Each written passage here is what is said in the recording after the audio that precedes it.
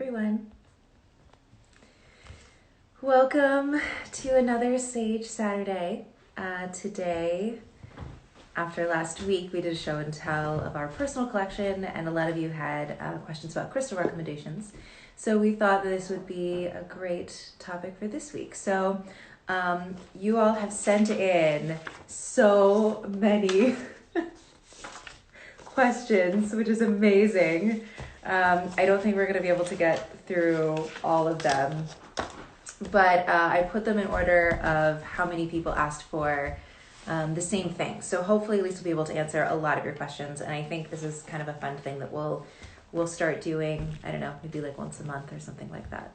So if we don't get to the crystal recommendation that you were asking for, don't worry, we'll be able to get to that another time. So are there any, I guess, other type of questions coming through that I need to answer before we get started? Because I can't see the phone. No, we're good. All right, sounds good. So, awkward pause. I have my fox mug. This is my favorite mug. I had an owl one that matched.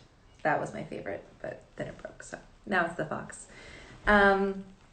Anyway, so I have quite a long list here. I have pulled out like some examples. I don't have examples of all of them. A lot of them, some of them I have examples of, but I haven't been able to get them all together because some of them are from my personal collection. Some of them we have, but they're not mine. They're like in the studio, so we haven't gone through everything. But anyways, so the number one thing that a lot of you asked were crystals for anxiety or for stress. There's a little bit of difference between those two, but about 20 people asked about those two items. So I thought that'd be a really good place to start, especially with what's going on right now. I know a lot of us are feeling a lot more stress, a lot more anxiety with what's happening, especially anytime you turn on the news. It's like instant anxiety and upheaval. So some really wonderful crystals for both stress and anxiety are, the ones I do have examples of, I should pull out, are lepidolite, which contains natural lithium. And then in addition to that, lithium quartz, which is quartz that contains natural lithium. Both. Try not to bounce the table. I'm bouncing the table. Darn. Sorry, friends. I will stay back here. So both of those contain natural lithium, as does euphorolite, which is, there's many different types of euphorolite if you tuned into our live sale this last week. You can see that purple in there is also lithium inclusions. So lithium has been used for a long time to help with anxiety, to help with insomnia, and to help with depression, with mood balancers. So they're used less often now. Now I think it's often selective serotonin reuptake inhibitors. But they're still used in some medication. But for a long, long time, lithium was actually what was used for depression. And so this is a natural source of lithium. So when we're holding the crystals, having them metaphysically in our room, of course, also enhances the vibration, and we can train with them. But when we do hold them, we are absorbing very, very trace amounts of lithium through our skin. So it is completely natural. It doesn't harm us in any way. I wouldn't recommend like swallowing the stone, but holding it does allow us to get a little bit of trace elements of lithium. So that can actually really help with anxiety and with stress. Other crystals that are known to be really helpful are pale blue crystals. So blue calcite, blue lace agate, celestite, blue chalcedony. All of these have been known to be very soothing. So some examples I have here are like celestite. It doesn't balance very well. Blue lace agate. Those kind of crystals in general are known to just be very calming, which is very helpful when we're stressed and anxious. Some other crystals that are helpful are also danburite, which is a pale pink. I have it, but I don't have it on the table. As well as smithsonite and pink tourmaline. So in general, if you're looking for like the most common of all crystals to help with stress and anxiety, I would also just say amethyst. It's not like specifically what it's good for, but it does help relieve stress, and it is a calming stone. So you can always use amethyst. I think almost at this point everyone has amethyst, so you can always use that too. All right, so that's anti-stress, anti-anxiety. We had also a number of people asking about coping with change. And I know a lot of us are going through a lot of upheaval right now. There's, whether it's change. I mean, I think we all can agree that society is going to be very different even once all of these lockdown orders are rescinded. And so whether we've lost jobs, whether we are starting something new, whether people are coming in and out of our lives, there's definitely been a lot of upheaval and a lot of change. And so crystals that are helpful with coping with change, they kind of fall into, I feel like, a couple different categories. The first one are crystals that are very, I like to say, like the go with the flow crystals that help us kind of ease into what's happening, that support us not fighting it. Because that's what happens, is the reason why we have difficulty coping with change is because we have innate fear of what could happen. It's no longer what it is and what we know, and fear of the unknown makes us afraid and makes it hard to move forward. And so the go with the flow crystals I personally use and I highly recommend are both Larimar and Aquamarine. They are both very water-based. They help us kind of live in the moment of what is actually happening. I know if you've tuned into our Past Stage Saturdays, Yael has been talking about neutrality and returning back to our present moment, as opposed to living in the past or living in the future and being in that state of anxiety and anxiousness of what's going to happen. Or holding on to what we had and not moving forward. So both Larimar and Aquamarine help us to return back to our present moment and accept what is happening as it's happening, allowing us to release our emotions, not releases in like, oh, get rid of, but releases in to feel, move through, and then release the emotions as they're happening, and then be able to move forward. So both of those. I also think crystals that help us feel safe are really helpful, especially crystals that have themselves gone through a transformational process, that have gone through a very, maybe not sudden, because they're crystals, it's millions of years, but have gone through a very definite shift of their own.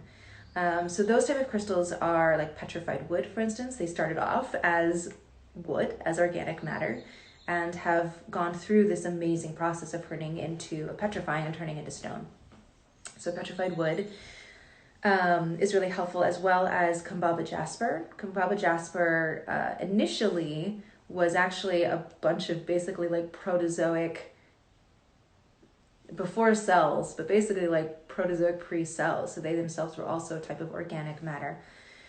And they themselves have gone through this million, if not billion-year process of becoming stone. And so both petrified wood and Kumbaba jasper, I feel like also give us a sense of time, and that this is just one moment in eons and it will be okay. And I feel like both of them give us a sense of perspective of that this is just a singular moment and it will pass, and it will pass as it continues to change, and we're safe in being able to change along with it. The other crystals that I recommend that themselves have gone through, shall we say, like difficulties, are either hydrothermally etched quartz or amethyst or any type of stone.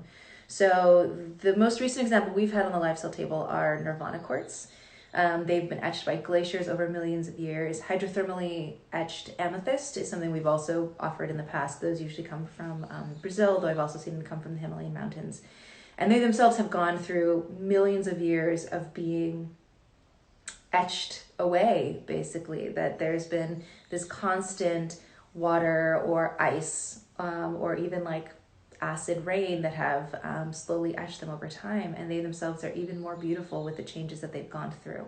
So I think all of those crystals are really helpful for allowing us to just be in the moment, to know that whatever is happening is for our highest good, that we chose this, even if it seems hard right now, that we chose this, it is part of our journey, and that we can't grow without these changes.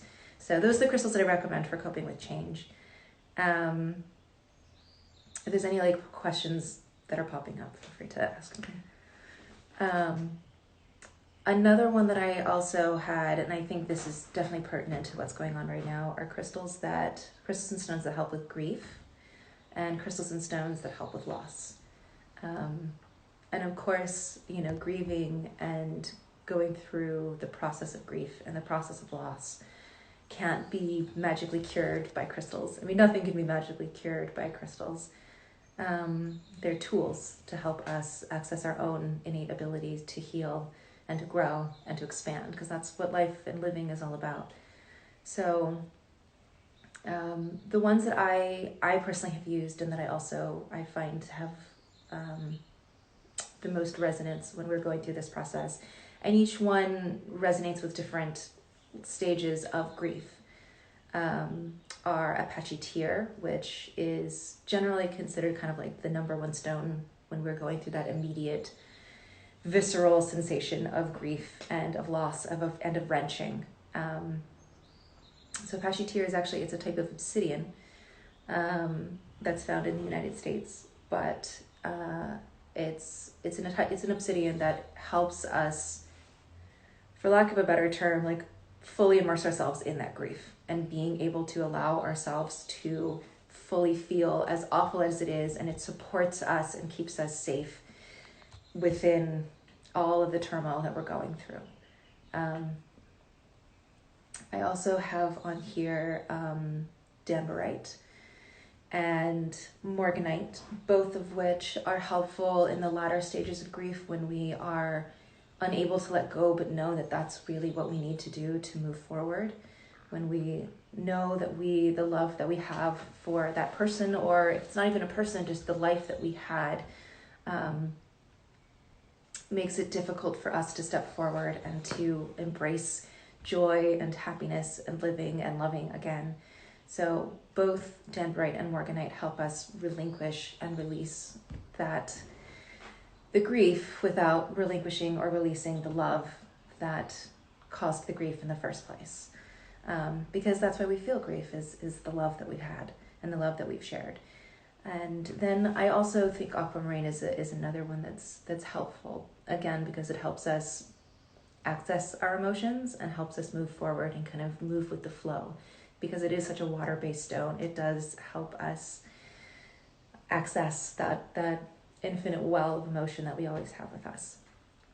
So those are the ones that I recommend for both grief and loss.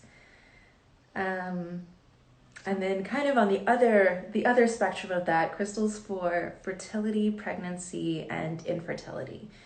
So this is kind of like a big thing, because we have both fertility and infertility as well as pregnancy, which I feel like is a little bit separate.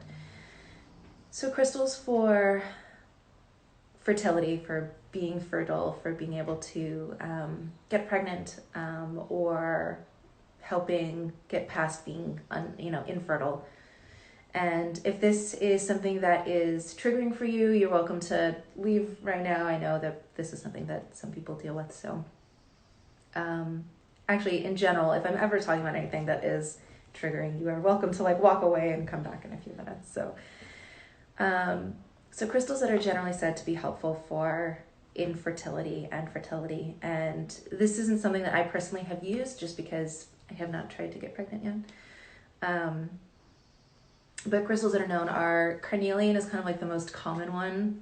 Most of them are going to be sacral chakra stones, because that is our seat of fertility, that womb center. So carnelian is said to be really great for getting pregnant. Shiva lingams, it's more on the masculine side, but again, it's a symbol of fertility. Do I have the black Shiva? I have a black Shiva lingam here. I don't have the normal. Normally they're kind of very shades of brown, kind of swirly, but they look like this. So you can kind of oh yeah, I can see how that's a fertility symbol. Other crystals are tangerine quartz, again, sacral chakra. vanadinite, and lepidocrocite. Ruby, I think it's kind of interesting when you think about ruby is, in many cultures, ruby was often given as a wedding gift, and it's because with ruby, hopefully you will make the babies. So ruby. Cinnabar is also known to help with fertility and infertility. Cooperite as well is supposed to be really a really potent stone. It's very much like a life-giving stone. And then the other one it's I think less common, but I personally included, is sunstone.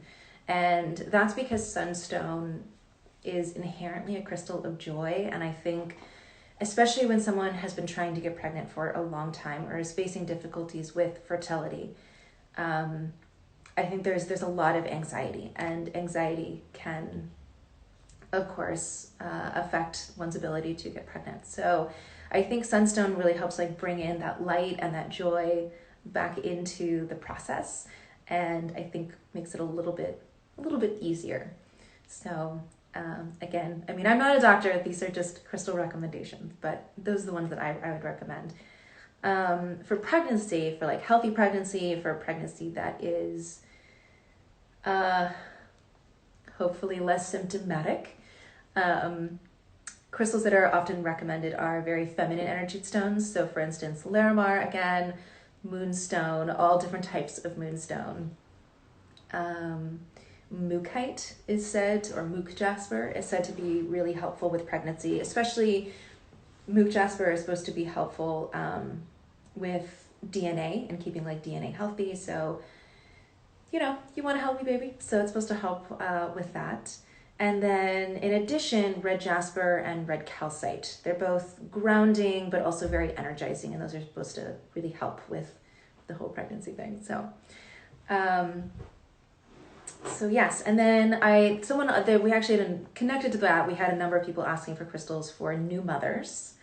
So for those, I think a lot of you know, I'm going to say kunzite. Kunzite is one of my favorite mother energied stones.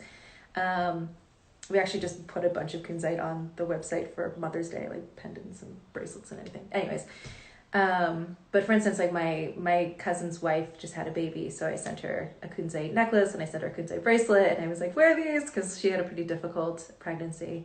She had a difficult birth. The pregnancy was fine, but so I really like kunzite. Kunzite is one of my favorites. I also think hematite.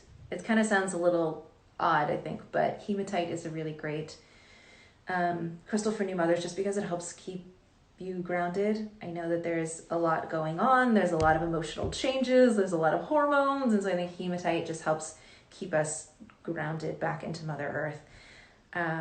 Keeps us a little bit more stable.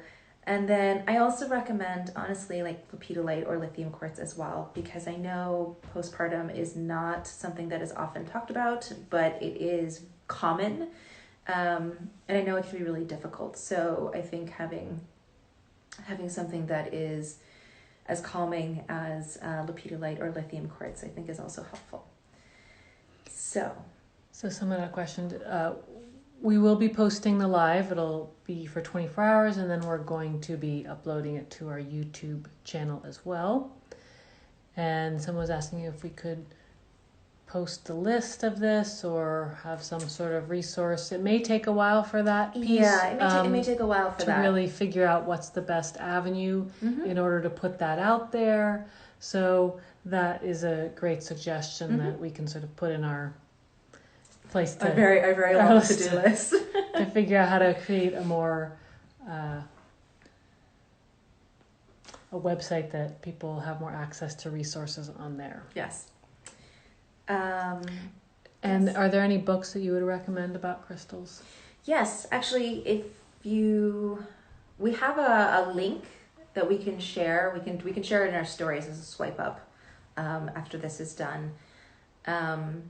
With I think it's like an Amazon link.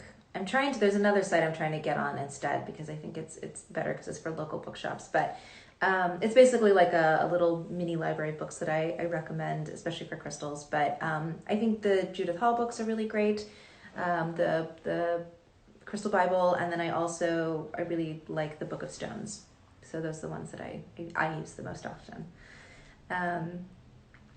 All right, so completely changing topics here. We actually had quite a few people asking about focus, like being able to focus, which I think also makes sense because it's hard to focus with everything happening right now. So crystals that are really great for focus, like whether it's mental focus or just like, I guess getting stuff done. I really like fluorite, which I've got an example here. Fluorite, especially rainbow fluorite.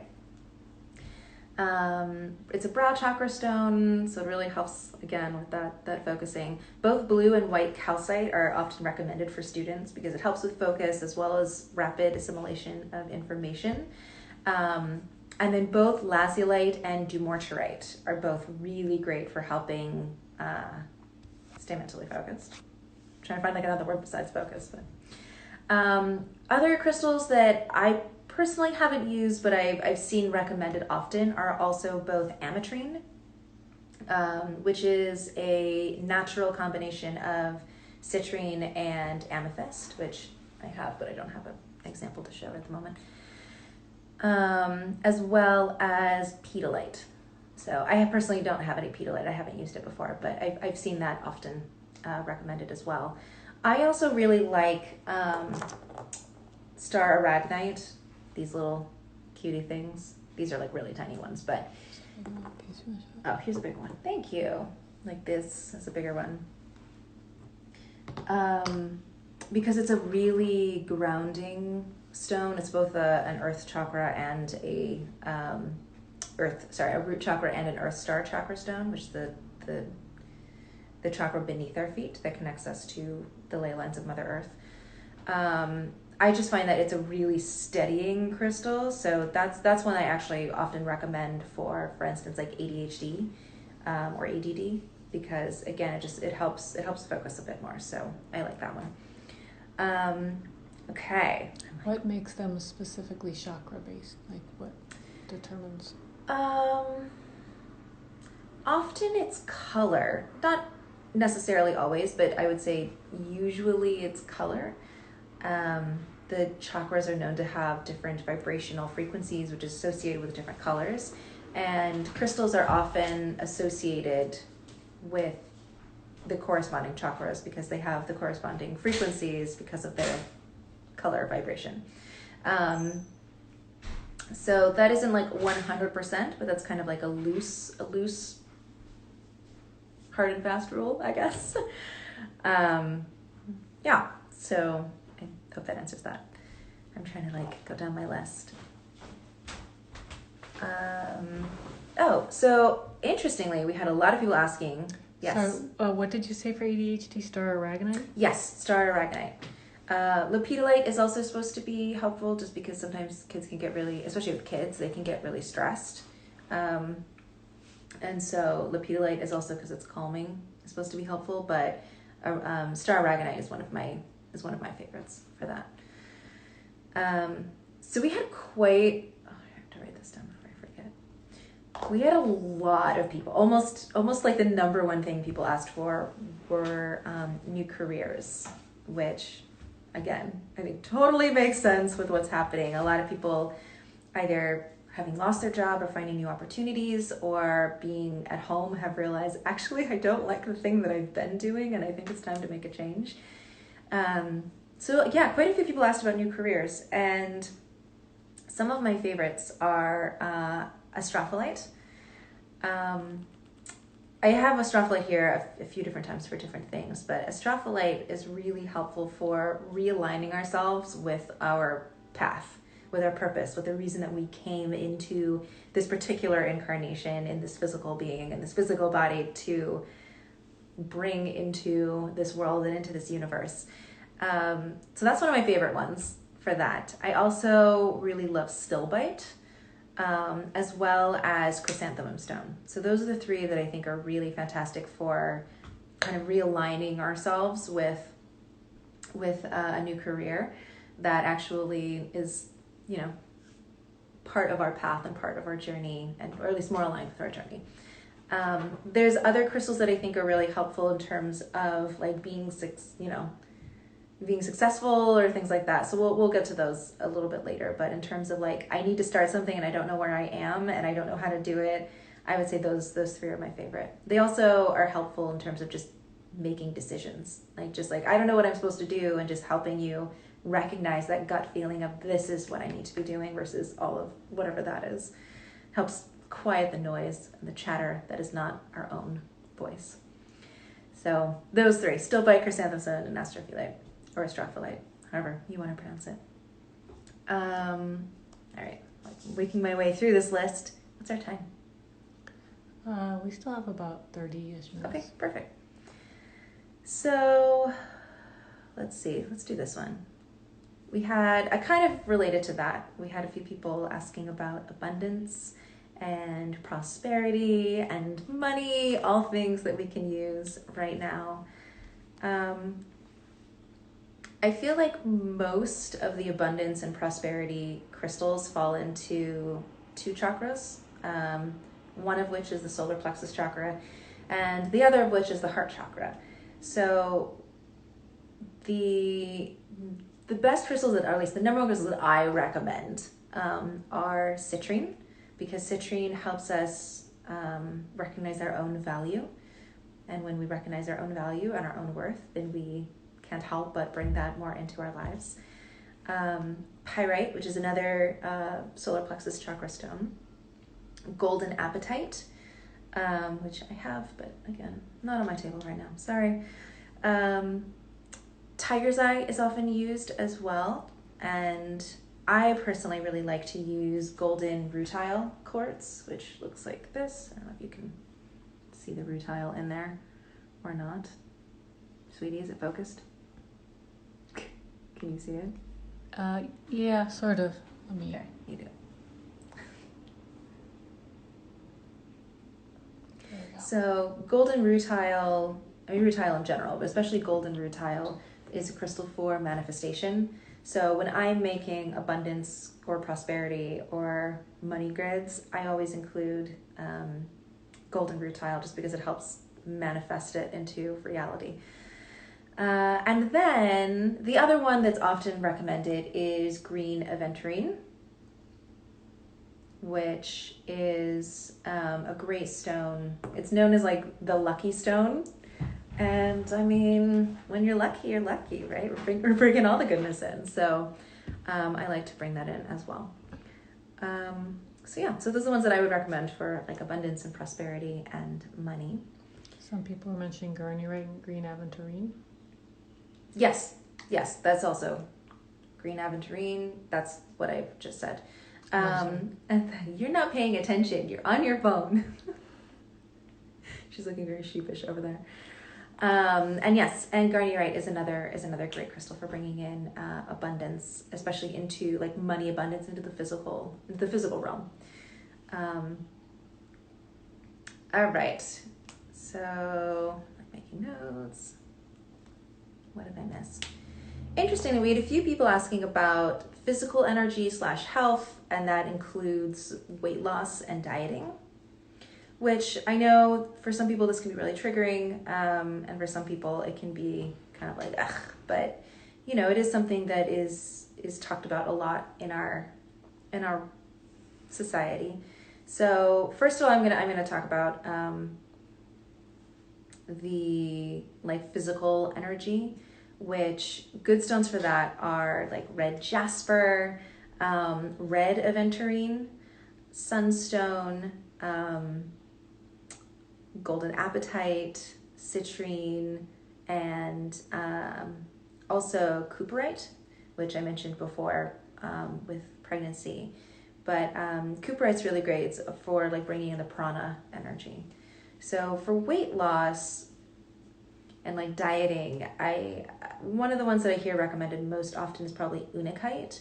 And not because it's like, oh, this is going to help you lose weight, but more just kind of helps you stick to the boundary that you have set for yourself, which unakite is a very heart-based stone. So it's one that is a boundary that you've set yourself that is healthy, if that makes sense. So unakite is said to be helpful with that. Sunstone is also said to be helpful with that, as well as clear calcite for weight loss. So, for those who are interested in that. A couple of people are mentioning that your energy is very soothing. Oh, thanks. And there's a question back about manifestation. Is it only golden rutile, or does also silver, copper, and red rutile work for manifestation? All of the rutile works for manifestation in general. If you're trying to bring in like abundance and prosperity, like financial abundance, I prefer the golden rutile, but any of them will work. It's just the gold resonates with with the solar plexus. So that's all. But any of them will work. I think the last abundance grid, I didn't have enough golden rutile, so I did golden rutile on the outside, and then I think I did the copper rutile on the inside. So, but rutile will definitely work in general. I just like the chakra. It's like, just like adding in that extra oomph, I guess. So, okay, like my list here. So, okay. So this one is attracting a soulmate. There was a few people, there was like different variations of like attracting a soulmate, attracting like a healthy partner, as well as like crystals for relationships. So this is by no means like an exhaustive list. In general, heart chakra stones and high heart chakra stones are kind of like good ones to go for. High heart chakra stones are generally teal. So we know about the 7 chakras, but there's other chakras, like for instance, the earth star below our feet. There's the soul star above our head. There's like ones above that and below that. But there's also minor chakras that we don't really talk about that often. And one of the most prominent, I guess the most important of the minor chakras is the high heart. And so the heart chakra is here and the throat chakra is here. The high heart is basically here. So it's also known as the thymus chakra. Generally, crystals are associated with that are teal in color. The teal crystals are also associated with the throat chakra, and then usually also secondarily with the heart chakra as well. So it really connects those two. So teal chakra stones are really wonderful for relationships because what is a relationship? It's a relation between people, and so it's your heart chakra and then your ability to express that and express your love and express yourself. And so the high heart chakra stones are really wonderful for maintaining relationships in general. Those ones I recommend are chrysocolla, by and far, chrysocolla, also amazonite. Here's my chrysocolla. It's a chrysocolla. As well as amazonite, and of course Larimar. So all of those are really great for maintaining relationships, that emotional connection as well as that verbal connection. In terms of, I also recommend blue kyanite as well. That one is more connected with the throat and the brow chakra, but blue kyanite is a really great, I like to think of it as like the crystal of like opening doors, and it's like a bridge. So it's really wonderful for just staying connected, being able to read each other, being able to hear each other and understand each other. So that's well, also being spiritually with each other as well and growing at a similar pace. So those I recommend for like in a relationship. For attracting a soulmate, I will say a lot of, how do I say this? Soulmates come when they're meant to come, and they come when we're ready for them to come. And I personally don't believe that we only have one soulmate. I think we have many soul contracts, whether they're family or friends or even momentary acquaintances that change us and shift us, or they are romantic partnerships, or so there's many different types of, I think, soulmates. But I'm assuming this question is related to like a romantic soulmate. And again, I don't think that we have just one. I mean, I can definitely say for sure that there's been at least one person that I've been in a relationship with who is 100% a soulmate. I saw many lives with them in my past life regression work that I've done, but they weren't the person that I was meant to be with for, more than we were together. And, if I hadn't gone through that relationship and been shifted the way that I was shifted, then there was no way that I would be in the relationship that I'm currently with my amazing partner and soulmate, who's sitting behind the camera over there. So I will say attracting a soulmate is something that we can, there's crystals that are said to help with that, but I personally don't think that the crystals are going to if I use this crystal, I'm getting my man type of thing. So I actually recommend crystals for heart healing, because when we're ready for that long-term relationship, it's because we're ready for that long-term relationship, and because we love ourselves and accept ourselves enough and value ourselves enough and have gone through the work and have gone through the healing that we can actually be in a healthy partnership. So for those kind of crystals, I recommend rhodonite, rhodochrosite, dioptase, which I have here. This is dioptase. I also recommend cobaltoline calcite. So basically lots of pink and green crystals. So I recommend those. I also, malachite is also supposed to be really helpful for heart healing. Someone was asking green about moonstone, or the green and pink moonstone. Yes. kunzite and chrysocolla. What about them? Are they part of this as well? I will talk about them in just a second. So, okay. So for bringing in, so that's for heart healing. There are a couple crystals that are said to help shift us emotionally into a place to be ready to welcome our soulmate when they come and when they arrive. And so those ones are said to be Larimar, as well as Morganite. So there's that.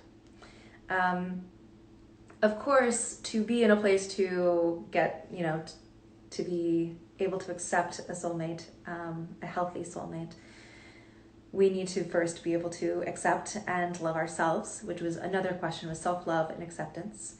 And for these ones are the ones that for the person who brought up the kunzite and chrysocolla. So self-love and self-acceptance is primary, that is first. If we all completely and utterly and unabashedly and unconditionally, completely, utterly loved ourselves, there would, I feel like, be no issues in this world at all, but there are. So crystals to help with self-love and acceptance are indeed kunzite is a great one. Chrysocolla is another amazing one because it helps us also love and accept ourselves and then be able to express how we are feeling, because we are a collective species. We need to be heard.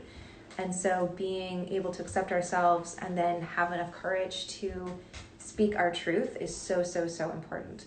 So kunzite, chrysocolla, I think most people know rose quartz. Rose quartz is one of the best and most basic, but basic isn't the right word, most foundational of self-love and self-acceptance of all stones.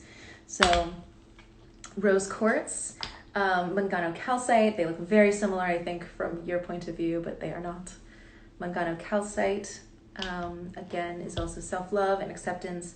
And then another one that I personally love is nirvana quartz. Again, because this is a stone that has really gone through its own transformational journey and has become even more beautiful and wise because of it, and so can help lead us on that journey as well. So those are the ones I recommend for self-love and acceptance. People are mentioning how they love watching you because you're happy and glowing. Oh God, thanks. Because you love what you do. I do. There was a question I think someone had asked about how long to keep crystal grids in place. I think that'll be a separate We'll do another one about on crystal grids. But my main thing is the short answer is until the thing that you want to manifest has come to pass, or until you feel that it's no longer needed or necessary and it's time to let it go. So entirely based on your intuition. I've had grids up for 3 months. I've had grids up for 3 days. It just depends. And yes, we will definitely post the live. It'll stay live for 24 hours, and then we'll save it, and we'll be putting it on YouTube. Yes. And then someone's mentioning pink opal. Yes. Yeah, pink opals, yes. Thank you. Pink opal. There's so many crystals. There's so many crystals. Pink opal is another great one for self-love and acceptance as well. Basically the pink stones. That's what you're looking for, is pink. Kunzite, rose quartz, Magana calcite, nirvana quartz, pink opal. Basically, if it's a pink crystal, it's a really good bet that it's heart chakra and that it's like self-love, at least in some capacity. Hi, Layla. Hi, Layla. All right, so we had, let's see, crystals for creativity and, oh, actually, you know what? Before I do that, just because it was kind of a fun one, also related to relationships, we had a few people asking for crystals to bring spice back into the bedroom. So for those, my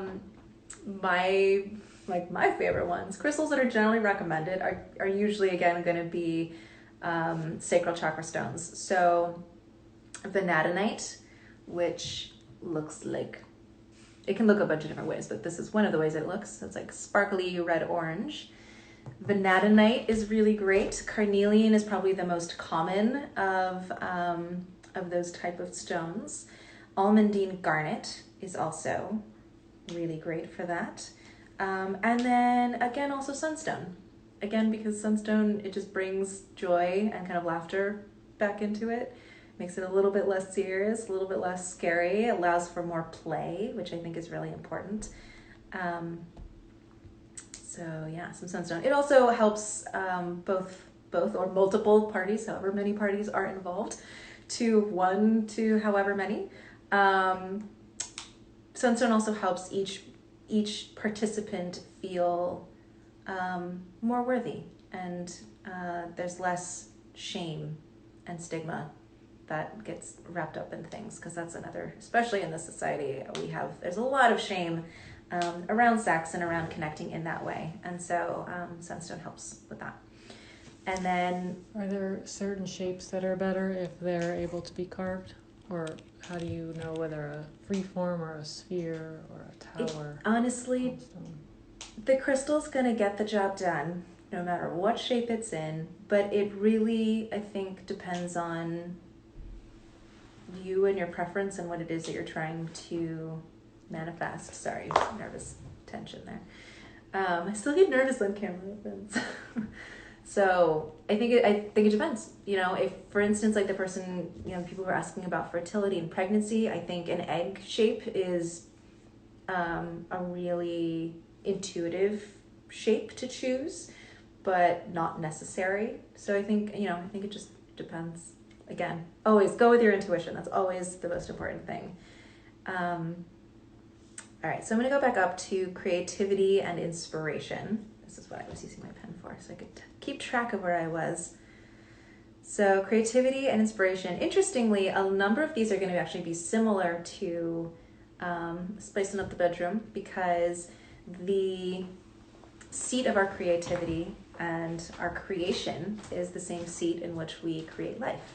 So it's the sacral chakra. It also connects with the throat chakra, because that's where we express. And that's what creativity and inspiration is, that connection between the sacral chakra, the throat chakra to express, and then also the brow chakra, because that's where we are processing our ideas into creation. So vanadinite, again, which is this one, the sparkly one.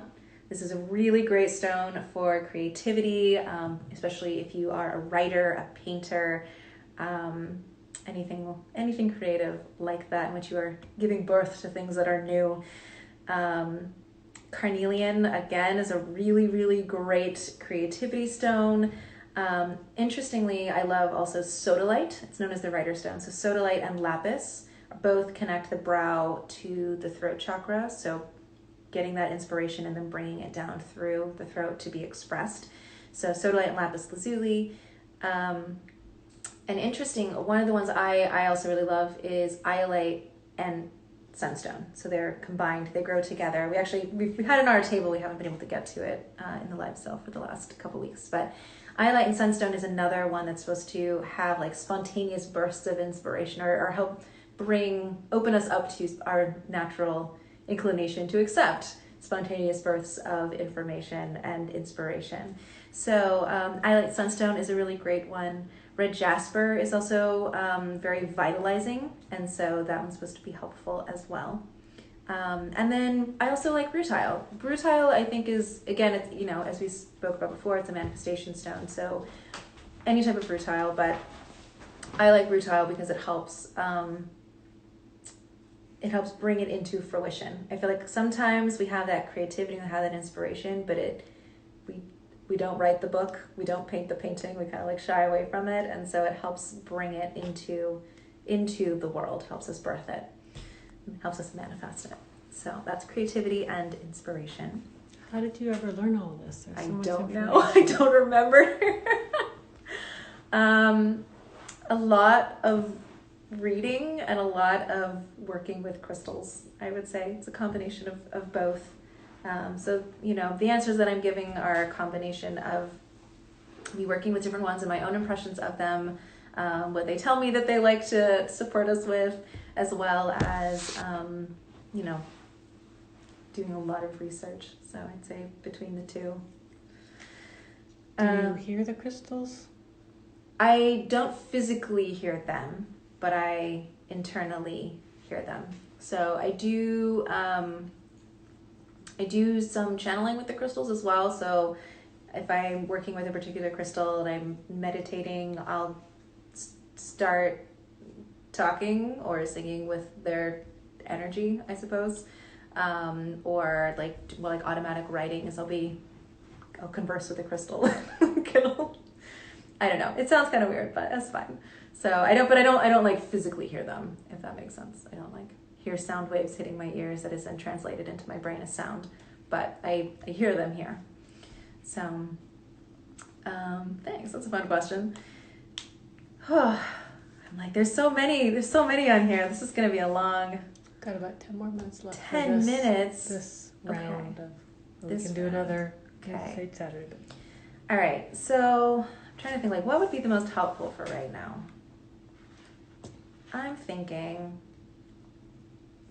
We had a few people ask about good crystals for forgiveness, which I think is really important right now. We have so many emotions there's so much happening in the world that is touching upon our triggers, I think, for lack of a better phrase, in which things that may have happened to us when we were younger or even older, or things that maybe even happened to us in other lifetimes, are being triggered by this isolation, by this fear, by the government's response to it, by other people's response to it. I think there's a lot that's happening, which in one respect is really difficult and really challenging, but in one respect is also, I think, really healing, because we are in this space in which all this density is coming up to be released and to be worked through.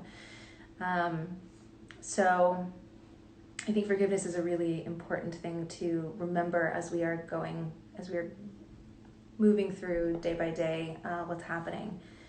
And some of the really wonderful crystals for forgiveness are, I would say the two of the most powerful are dioptase, which is this green one right here. It kind of looks like emerald, but it's not. So dioptase, I also think cobaltoin calcite, which is a type of calcite that has cobalt in it. Cobaltoin calcite, here's a tumbled version of it. So cobaltoin calcite, both of those are really powerful trauma healing and forgiveness stones. Other ones that are really wonderful for forgiveness and thus heart healing are rhodochrosite, as well as chrysoprase and ahoite, which I know is rare, but that one is also a very powerful forgiveness stone. So, and there's definitely others, but I would say those ones are really potent. I think if you're looking for kind of like a common because I realize like none of those are super common.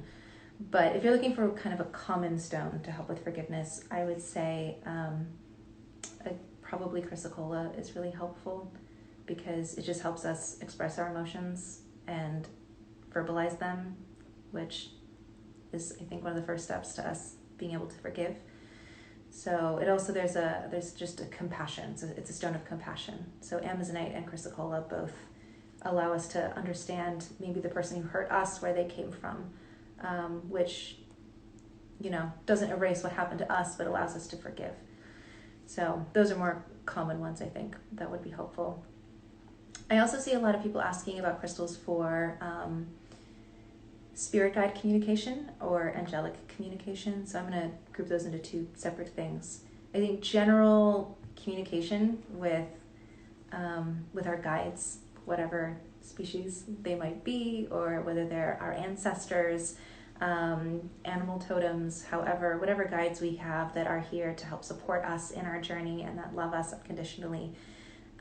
General ones for communicating with them, I think, are shadokite, which this is a raw shadokite here. This is the color down here.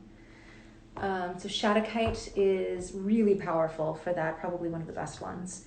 Kyanite, again, because we're opening those doors, we're opening those connections, and so it helps connect with our with higher beings that we are in contact with.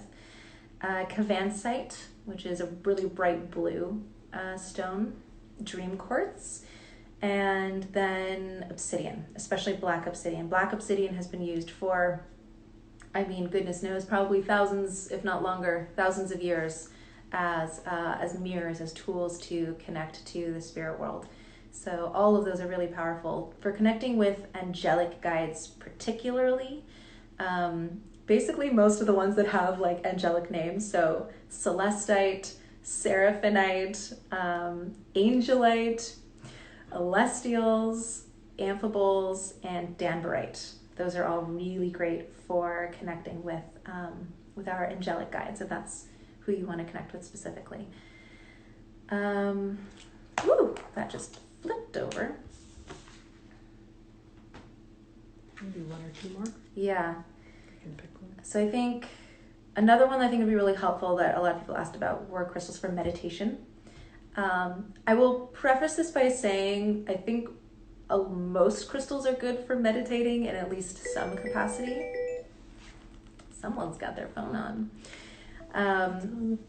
Meditating with different crystals is going to bring about different types of results, but in general, crystals that are good for meditation are brow chakra stones and crown chakra stones. So that's generally going to be deep blue or indigo or purple stones, or white or clear stones.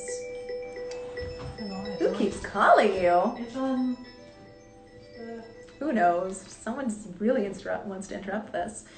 So generally, like I said, generally crystals that are white. So selenite is great. Scolasite is another one that's wonderful. Apophyllite. And then like brow chakra stones. So I'm not trying to like do this out of order. So lilac lepidolite, amethyst, kyanite. I also see on here like starlight, which is interesting. Danbarite, Lemurians are amazing. Channeling quartz. So channelers are quartz tower, like natural quartz towers that have the front main face is 7, and then on each side the secondary faces are 3, like form little triangles. So channeler quartzes are great for meditating. Lost my place. Tibetan quartz is really, really powerful for meditation, both the clear as well as the black variety, which has basically like black filled. So Tibetan quartz in general, because they're such a high vibrational stone. Celestials are really wonderful for meditation, as well as obsidian. Again, obsidian. Obsidian is one of those I always am a little hesitant to recommend because it can be very intense, but it has been used, again, for thousands of years as a tool to kind of see beyond the veil, and I feel like that's partly what meditation does. So if you're meditation is about like connecting beyond, then that's one that I would recommend. So, but generally just crown chakra and brow chakra stones are both great. So, is meditating with crystals on the body correct to do? There's no wrong way to meditate with crystals, except maybe like putting them in your mouth. In general, don't put crystals in your mouth. But you can meditate with crystals by doing a body crystal layout on the like corresponding chakras. You could do you could just sit, in your normal seated position and like hold one. That's usually what I will do. So I will do this, except, down here. Even just being in a place and having a crystal near to you is still a way of meditating with crystals. And the other thing is, sometimes I'll be in a place and like, oh my gosh, I need this crystal right now, and I don't have it. And so if you're in a place, you don't have a crystal, but you want to connect with the energy of that crystal while you're meditating, you can do that too.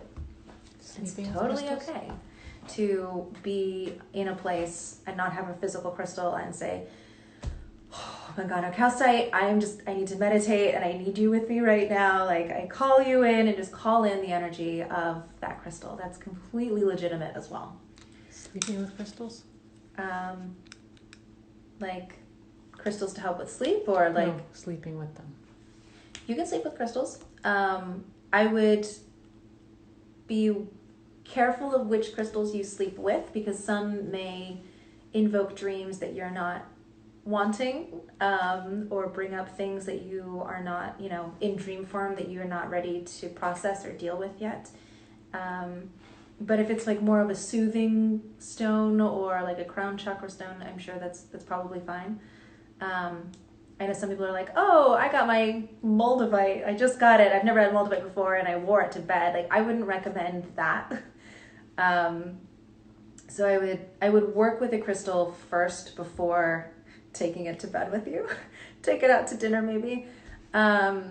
Just because we are at our most vulnerable when we're sleeping. So you just want to make sure that it's a crystal that's not going to disrupt your natural rhythm that you need when we sleep. So if it's a crystal that helps with sleeping, like lepidolite or rose quartz or something like that, I'm sure that's absolutely fine. But if it's not one of those, then I would work with it before sleeping with it. Yeah. And then someone was mentioning yoni eggs for connecting with femininity and lost the...